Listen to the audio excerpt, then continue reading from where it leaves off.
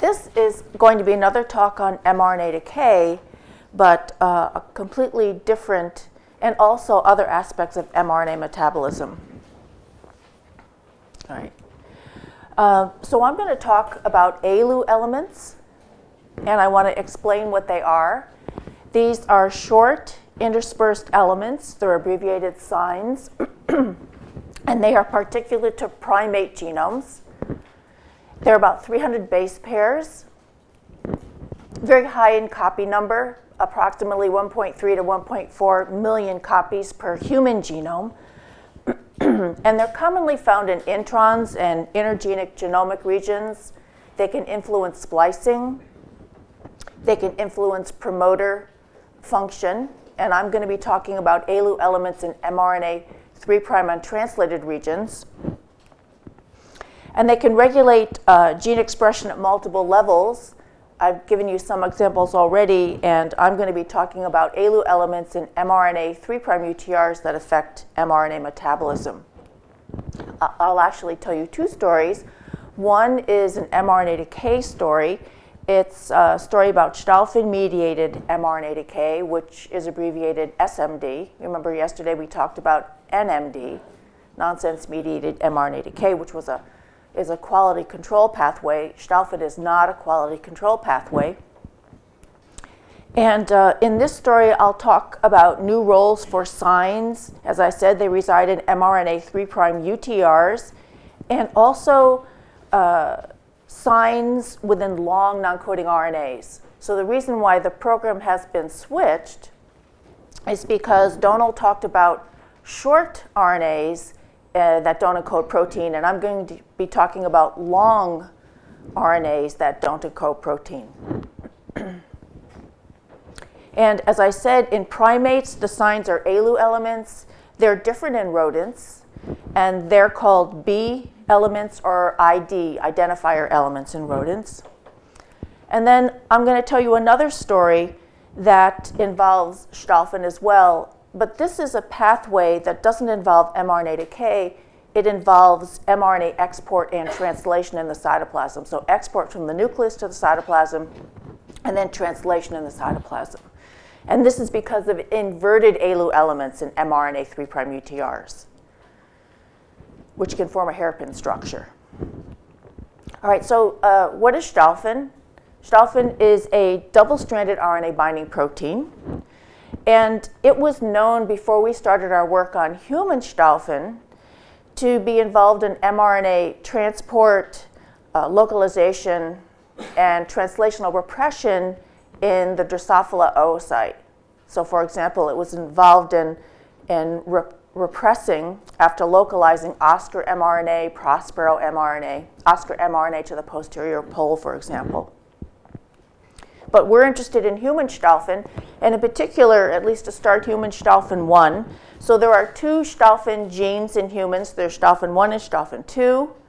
And they both encode double-stranded RNA binding proteins. And to give you an idea of what the major isoform of Dolphin 1 looks like, here's a picture of it. Let's see, here's this. Yes, this is why I didn't want to use this. Okay, hold on. Okay, so it's a 55 kilodalton protein, and there are other isoforms that derive from alternative splicing and also alternative promoter usage. But what I want to point out are two things. First of all, there are double-stranded RNA binding domains that are functional. The third and the fourth domains are functional in binding double-stranded RNA. But domain number 2 and 5 are not. And the idea is that they used to be and have degenerated, have changed so they're no longer able to bind double-stranded RNA. And I won't have time to tell you, but we do know the function of this double-stranded RNA binding domain that's degenerate. And we have a crystal structure of how it interacts with what we call a Dolphin swapping motif, so that one molecule of Dolphin can interact with another. And that's true for Dolphin 1 interacting with Dolphin 1. All of the isoforms can do this, as well as Dolphin 2 interacting with Dolphin 2, all of the isoforms. And then the heterodimers can form as well. And this actually promotes the decay pathway that I'm going to be telling you about. Okay, what is the function of human Dolphin 1? And I should tell you that we had no intention of studying Dolphin at all. And this is how science happens sometimes. So a postdoc in the lab, Yoon-Ki Kim, he was looking for NMD factors. And so what he did is remember UPF1 yesterday, the key NMD factor is an ATP-dependent RNA helicase. He was looking for new NMD factors by using UPF1 as bait in a yeast-2 hybrid analysis, which is a way to ask what other human proteins can interact with human UPF1. And what he found was Dolphin 1. And so we contacted a colleague in Montreal, and I have to say I didn't know Luc Desgrossiers all that well, but I knew from the literature that he had defined mRNAs that were binding Dolphin 1, human mRNAs. He didn't know where Dolphin was binding. He didn't know what the consequence of binding was. And we worked with him to develop this mechanism. And so what Yoon-Ki found basically is that when Dolphin binds to a Dolphin binding site, an SBS, in an mRNA 3' UTR, and translation terminates sufficiently upstream of the Dolphin binding site so the terminating ribosome doesn't remove bound Dolphin, then there will be mRNA decay. That sounds very similar to what I said yesterday about NMD in a number of aspects. And the reason why this occurs is because Dolphin can interact directly with UPF1. So Yoon-Ki showed this in the yeast-2 hybrid analysis and then confirmed that in human cells. You always have to test your hypotheses in more than one way. And certainly we had to recapitulate what Yoon-Ki was finding in yeast using the human proteins in human cells. So how does this compare to NMD? So just to review, NMD occurs generally when translation terminates at a premature termination codon in a way so that the terminating ribosome doesn't physically remove the exon junction complex. Remember that 50 to 55 nucleotide rule? So if you want to determine if you have an mRNA in humans with a premature termination codon or any termination codon that will trigger NMD, you look to see if there's an exon-exon junction downstream more than 50 to 55 nucleotides downstream. And if there is, that mRNA is likely to be targeted for NMD. So same here, the rules are more or less the same. The difference is, though, that remember NMD is CBP80 promoted and EJC promoted, because CBP80 promotes the interactions of UPF1 first with the terminating ribosome and the release factors, the translation termination factors, and then with the EJC. So NMD not only requires or is promoted by CBP80 and the EJC, but SMD has is not influenced by CBP80 or EJCs. So this pathway targets both newly synthesized CBP80 and 20-bound mRNA, as well as its product, its rearranged product, mRNA, that has EIF4E at the cap. And this typifies the bulk of cellular mRNA. Okay. All right, this is just a very short list of some bona fide SMD targets. And you'll see I'll talk about SERPINE1 mRNA, which encodes a protein that is involved in cell motility. And this pathway influences many processes like myogenesis. I'll show you some cell motility assays, adipogenesis. So c-Jun mRNA, for example, is an SMD target. And I think you might know that c-Jun protein, it's a proto-oncogene protein, is part of the AP1 transcription complex that affects a lot of genes. So this is a pathway that influences many processes in many different ways. All right, so we were interested in understanding what defines an SBS. And I'm drawing it as a hairpin here. And as you probably would, we initially looked for intramolecular Dolphin binding sites, SBSs. And with Luke, we defined a 19 base pair stem in the 3' UTR of this SMD target, ARF1 mRNA. And all you need to know is if we made the 19 base pair stem smaller, we lost Dolphin binding. You have to assay Dolphin binding by cross-linking cells before you lyse them, because Dolphin likes to bind non-specifically both in cells after you lyse them and also in vitro. And the other aspect, besides having to have 19 base pairs, is it didn't matter what nucleotides constituted the base paired region. So if we changed these 4 nucleotides and then made compensating changes on the other side to restore base pairing, but with different base pairs, Dolphin did not mind. Okay.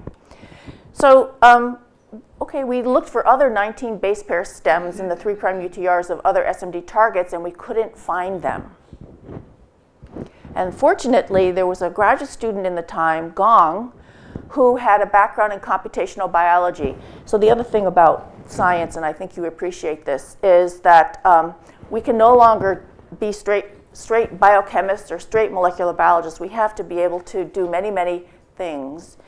And computational biology, and I know some of you are computational biologists, is I think every lab would like to have their own computational biologist at this point, because it's a very important capability, especially with a lot of the deep sequencing that's being accomplished.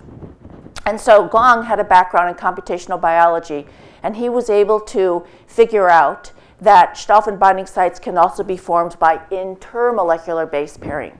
So this is where the long non-coding RNA story comes in.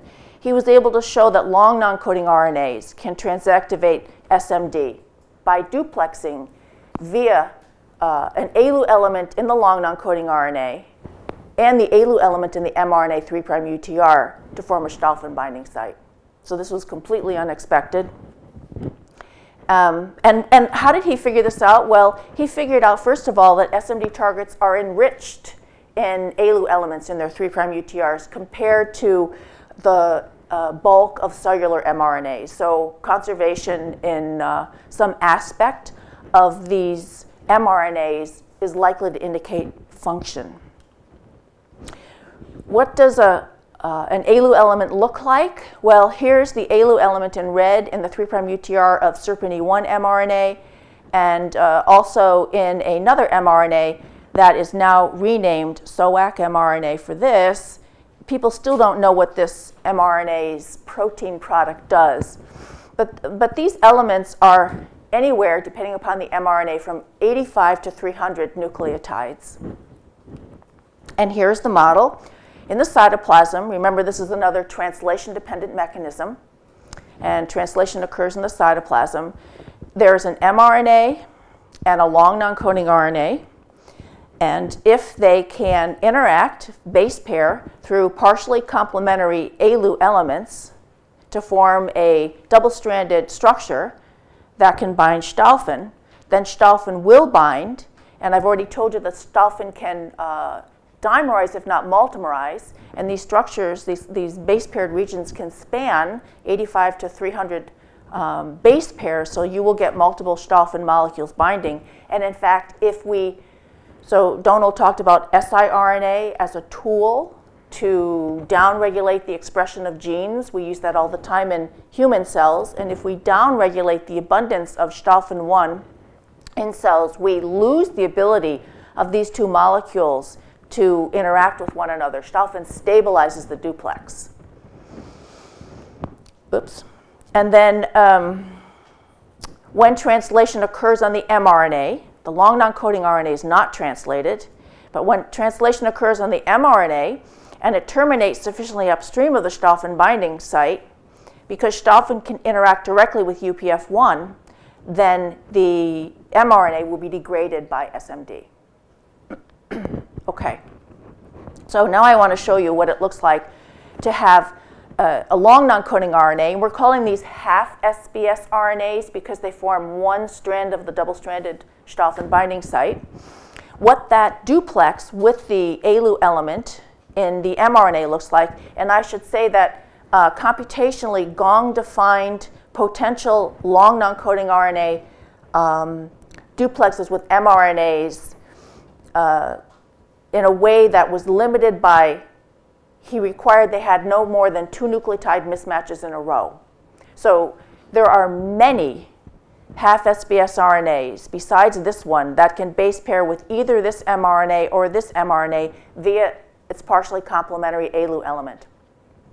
And so what he did, just to tell you how little was known at this time, is he computationally defined all of the long non-coding RNAs in humans that were known at the time, which ones had ALU elements, and all of the mRNAs in humans at the time that were known to have a single ALU element. So he was only looking at single ALU elements at this point. And the reason for that is because we knew that inverted ALU elements can form a base paired structure, a hairpin structure, that results in retention of the mRNA in the nucleus. I'll tell you that's this part of the second story. And of course, we are not going to see SMD if an mRNA is retained in the nucleus because this pathway requires translation. All right, so you can see that there are no more than 2 nucleotide mismatches all along these. And the delta Gs, they're just computationally derived, but they're pretty significant. Okay, so what does this half SBS RNA 1 look like? There's actually a long and a short isoform, and Gong used a primer extension method to map the 5' end of the short isoform. He found it's 688 nucleotides. It's more abundant than the long isoform, and we don't know where its 5' end is. But in pink is the ALU element in this long non-coding RNA. This long non-coding RNA is largely cytoplasmic. It's capped. It's polyadenylated. There's the cleavage and polyadenylation sequence. And we know it's not translated, and I'll show you how we know that in a little bit. And so a big question for us is, why aren't these long non-coding RNAs translated? They look like messages. They can be spliced. So I don't know. That's a question for the future. All right, how did Gong show that in cells, so computationally we say to ourselves, yeah, you know, this long non-coding RNA 1 looks like it can duplex with SERPINE1 mRNA. We can use siRNA to downregulate that long non-coding RNA, and we upregulate the abundance of SERPINE1 mRNA. But that's not enough to publish in a high-quality paper. You have to show that the long non-coding RNA and the mRNA actually exist as a duplex in cells. And so one way that Gong did that is to take the half SBS RNA, he cloned it into a plasmid, and then engineered that half SBS RNA 1 to have 12 copies of a viral coprotein binding site. So he made an expression vector for this, introduced it into human cells, so that he could ask, does that half SBS RNA 1 in cells co-purify with? He did an immunoprecipitation with the cellular mRNAs he predicted would base pair with it, and with UPF1 and Dolphin.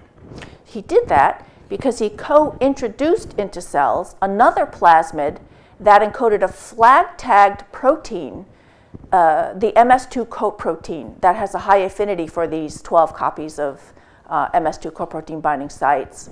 And he was able to fish that out of cells by lysing the cells and performing an immunoprecipitation using anti-flag, the usual IP, immunoprecipitation protocol. And I just want to show you a result. Just focus, it's a complicated slide, just focus on the red box. And this is the Western blot, it's a protein analysis. This is the RT-PCR, it's a RNA analysis. So in this experiment, it's an anti-flag IP of cells that were expressing that half SBS RNA that had the 12 copies of the MS2 coprotein binding site in it. And there he, of course, is expressing the flag-tagged protein, which he used to pull out the duplexed RNA. And he's getting the isoforms of Dolphin. There's the 55 kilodalton isoform, that's the most abundant. There's UPF1, It's good news. And there's the half SBS RNA1 that has the 12 copies of the MS2 coprotein binding site. There's SERPINE1 mRNA. There's FLJ mRNA. And as controls, he looked at proteins and RNAs that he wouldn't predict would be base pairing, and they're not present. And then I should also say that a lot of people do RT-PCRs semi-quantitatively without doing dilution, assaying dilution standards of RNAs, and it's always good to include these so you know you're in the linear range of analysis. It's always good. What I tell my students and postdocs is please do the experiment as quantitatively as you can. You can always back off in your interpretation, but you get a lot more information if you can do the experiment in a quantitative way. All right, so what's the physiological relevance of this duplex? And actually, I was shocked to see this result. So this is a wound healing assay. It's a very simple scratch assay using keratinocytes that are adherent cells. And these cells were transfected with the siRNAs that we like to use as an experimental tool to downregulate gene expression. And so Gong introduced a control siRNA that didn't downregulate anything, as far as we know. One that downregulated that long non-coding RNA, or SERPINE1 mRNA, or another mRNA that Gong knows is targeted for SMD by that half SBS RNA1. So these siRNAs have already done their thing. It's about 24 hours after having introduced the siRNA that Gong has nearly confluent cells, and he scratches them with a tip of a micropipette, a plastic tip, and then waits 16 hours and asks how fast or how much of the cells were able to migrate into the scratched area. So here's the control siRNA transfected cells, and you can see that the cells have migrated in. And these two proteins we knew, these two mRNAs encode proteins that promote cell motility. And so when they're downregulated, you retard the cell migration into the scratch. But look at this half SBS RNA1 siRNA experiment. The cells have migrated much faster, which I find amazing because Donald talked about how there are networks of many microRNAs and they can target more than one RNA. And there are many long non-coding RNAs, at least computationally, and as far as we know from the experiments we've done, that can target either one or both of these RNAs. And I find it amazing that all you have to do is downregulate this one and you see a cell phenotype. And we see this again and again with different long non-coding RNAs. And generally, they're about 1/3 the abundance of mRNAs. Generally, it's a gross generalization. So I just want to show you that there are other long non-coding RNAs that we know can downregulate many mRNAs. And here's an example of an mRNA that is downregulated by 2 different long non-coding RNAs. And I just want to mention that computational biology is excellent, but you have to predict, you have to experimentally test your predictions. So for example, we have a half SBS RNA that we know is expressed in our cells that we use.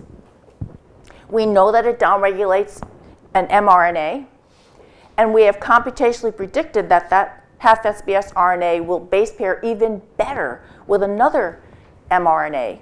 But it turns out that mRNA is not targeted for SMD. That mRNA doesn't form a duplex with the long non-coding RNA. It doesn't bind Is Dolphin, and it's either because something else is binding to the ALU element, or the RNA folds so that the ALU element isn't physically accessible to be bound by the long non-coding RNA. We don't know. But RNAs do have a lot of higher order structure, so just because you see a primary sequence doesn't mean it's available to be bound by your favorite protein or RNA. Okay, and then what's happening in mice? So remember, ALU elements are particular to primates. Mice don't have ALU elements, but they have other signs. And another graduate student in the lab, Jiashi, showed that he also learned computational biology from Gong and mined those long non-coding RNAs in mouse that have their B1, B2, B4. It's not the same B that Donald talked about. These are signs. And identifier elements in long non-coding RNAs and mRNA 3' UTRs, and showed, in fact, SMD occurs. And he's writing up a paper right now, which is kind of cool, in the sense that ALU elements evolved in an evolutionarily distinct way from the B elements in mouse. Yet, there is a surprisingly high frequency with which an mRNA in humans with an ALU element in the 3' UTR that triggers SMD has its ortholog in mouse with a B or an identifier element in its 3' UTR. The site and triggers SMD. So this is an example of convergent evolution. And of course, the site of integration in the 3' UTR isn't the same. In fact, 3' UTRs between human and mouse can be quite different. All that's required is that the sign be inserted sufficiently downstream of the normal termination codon so that SMD can occur. Okay. Oh, and then I want to tell you something that's totally also shocking, as it was to the reviewers. So if long non-coding RNAs and mRNAs can duplex, why can't mRNAs duplex with one another and recruit Dolphin and trigger SMD? Again, via partially complementary ALU elements. And the answer is they can. And it's interesting because, so here's an mRNA duplex with ALU elements in 3' UTRs that are complementary enough to bind Dolphin and UPF1 and trigger the decay via SMD of both mRNAs. And one of the reasons why we know the long non-coding RNAs we study aren't translated, besides Nick Angolius, who does ribosome profiling, showing that our favorite ones aren't in his polysome profiles, is that if we manipulate one of these mRNAs so that it can't be translated, there's a way to do this. For example, you can put the iron response element from ferritin mRNA 5' UTR in this mRNA's 5' UTR and then mess with cellular iron concentration so you can make it specifically translationally silent or not.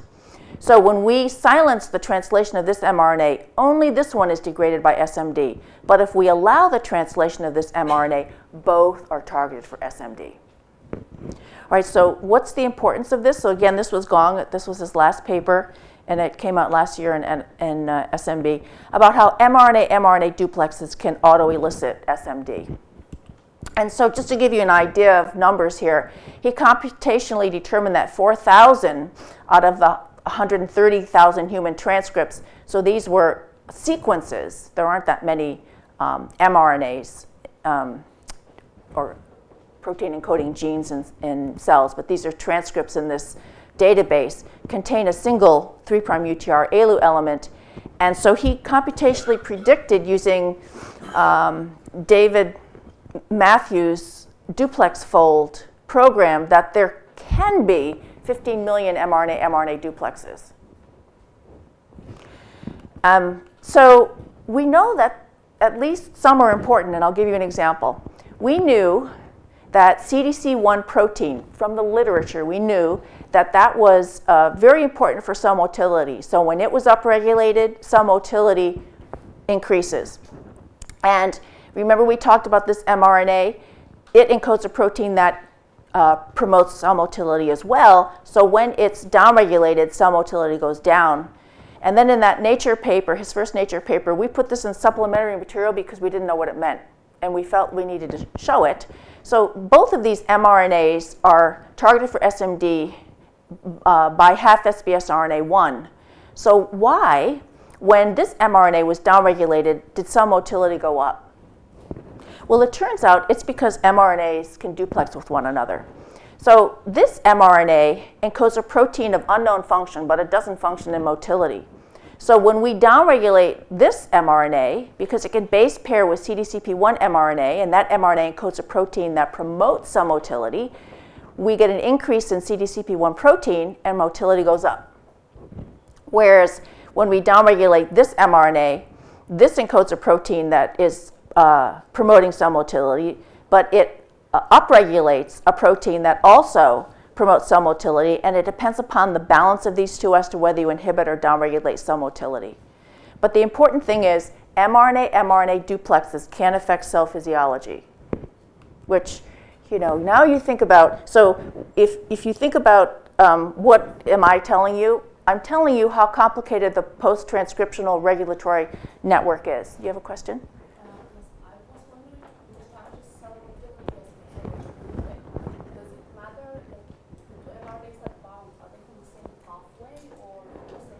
No. So we've done a computational analysis about our mRNAs that encode proteins that function in a common pathway. Are they targeted by the same half SBS RNA or some of them? And we don't see that enrichment. Are you standing up because I have to stop? No. Okay. So I will go through this quickly. And for all the Egyptians in the lab, Riyad is Egyptian, and he's fabulous. He got his PhD in Japan, which is why there's that picture there. And he had a very nice paper in Genes and Development. This is the paper about inverted ALU elements in 3' UTRs and how Dolphin can bind to those but trigger a completely different pathway.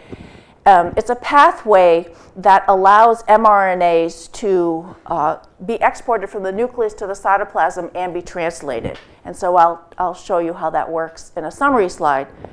All right, so all I've told you before pertains to mRNAs that have a single ALU element, because we didn't want to deal with this, what we thought would be a problem.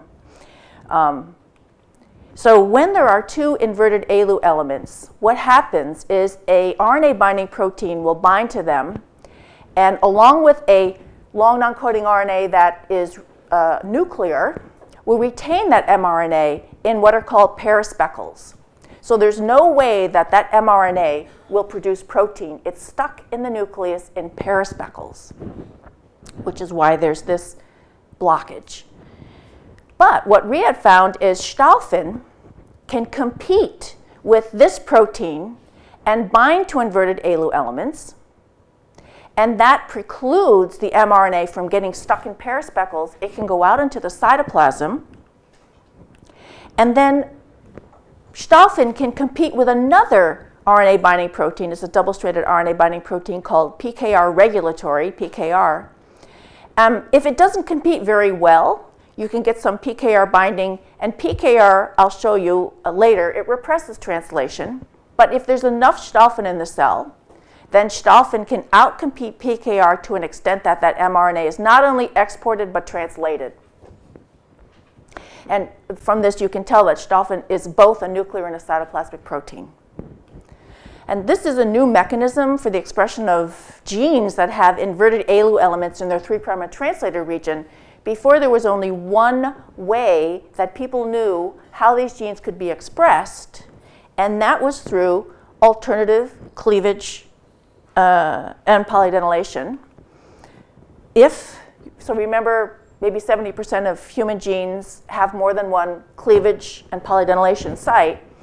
And so if one were to form the poly A site here, then of course the mRNA would no longer have the inverted ALU elements, and it could therefore be exported, wouldn't be retained in perispeckles, and translated. Okay. So all I want to tell you is that it even gets more complicated in the sense that there are RNA sequences that can bind more than one protein.